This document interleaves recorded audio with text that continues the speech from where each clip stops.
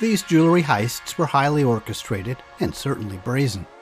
They were heavy-handed for sure, but in a surprisingly calculated way. Yes, there was a smash, and definitely a grab, but behind the scenes there was so much more going on. The sheer effort these gangbangers put into planning their ram raid spree may look like they had a touch of genius about them, and they did make off with almost $1 million worth of watches, gold, and jewels. But how did it work out for them in the end? Well, here's a hint. When the pants you're wearing get stuck on a fence during your getaway and end up on a forensic examination table, it's not going to be a good day.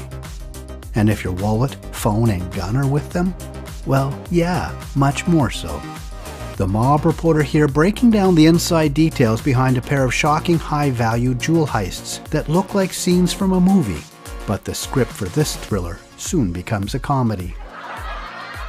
Let me tell you about it. The group at issue is the Chester Lee Crew, an active gang name for the street and housing project where members first met in the Scarborough region of Toronto, Canada's largest city. The crew mapped out their jobs in remarkable detail. Let's break it down. Once they choose a target in a strip mall, they arrive out front early in the morning in several cars.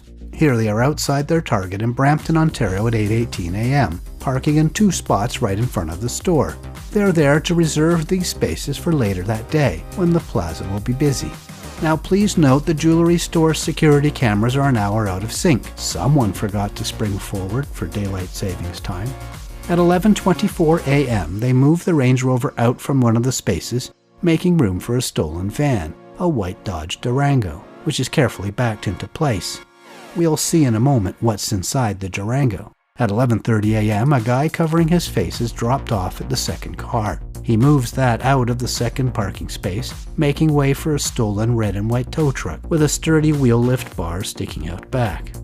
Now, a few minutes before this, 8 miles away, another guy in the crew saunters through a different plaza and busts off a couple of shots, harmlessly into the ceiling of a beauty salon. Rattled witnesses, of course, call police. This is meant as a distraction. Back at the jewelry store, the crew are waiting for police patrols to respond to the salon to buy them time and a little more space. It's now 11:37 a.m. Inside the store, the poor clerk is pretty oblivious to what's at play and what's about to happen, scratching his head and staring into space. Another day in retail. But outside, after waiting a few minutes for the distraction to do its job, it's time to move. The tow truck pulls forward to give it some runway, and then floors it in reverse, flying straight back, punching through the glass and metal frame storefront. Here's what it looks like from the inside. That poor clerk. He certainly got a jolt, but thankfully no injuries. He wisely just got out of the way.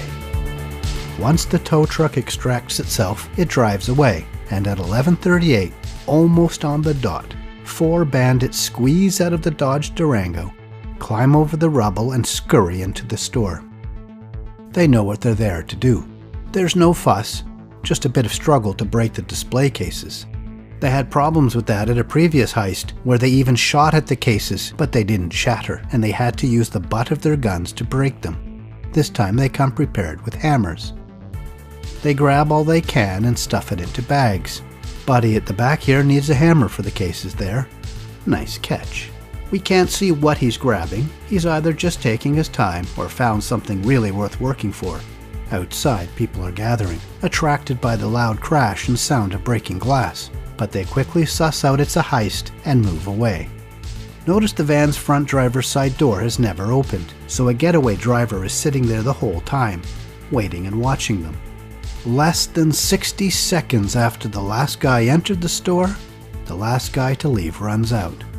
That's pretty fast. The bandits scramble out of the store and back into the Durango, and off they go. But we'll see this van again in a moment. Their plan seemed to work, twice in fact. After each heist, the crew met up at their clubhouse, which they called the Shop. It's 5 miles south of their old hood, and there they divvied up the loot. By the second heist, however, police were already focused on the Chester Lee crew as part of a larger guns and gang probe. The crew's headquarters was under surveillance, and officers moved in to bust them. Part of the crew was in the rear driveway and bolted.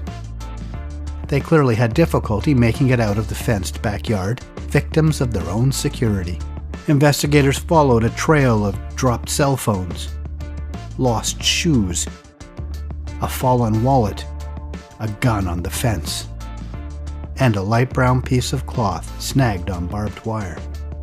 On the other side of the fence was a pair of pants that matched the ripped cloth left blowing in the wind on the wire. Clearly the runner got snagged while hopping the fence, discarded his pants to free himself, and continued his run.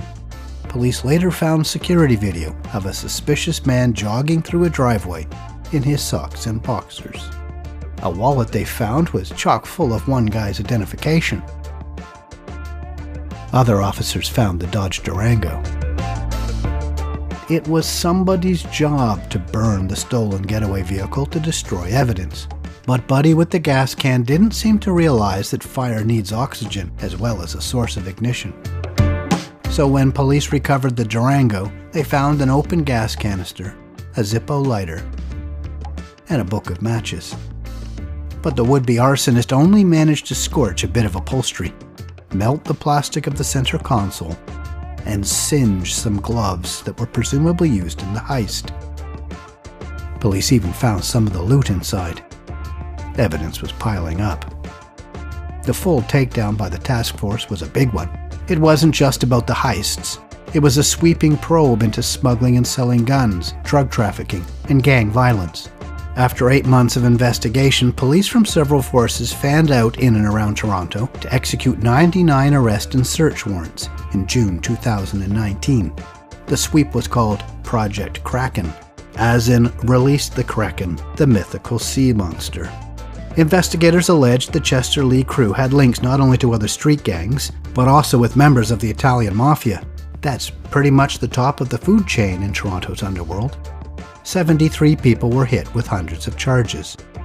Police brass said the crew operated as a coordinated criminal organization, but in the end, it seems it was all for nothing. While some of those arrested have pleaded guilty, including someone who helped orchestrate these heists, others are fighting their charges in court, and the allegations against them have not been proven. Thanks for watching, and please subscribe. Be sure to tap the bell to turn on notifications.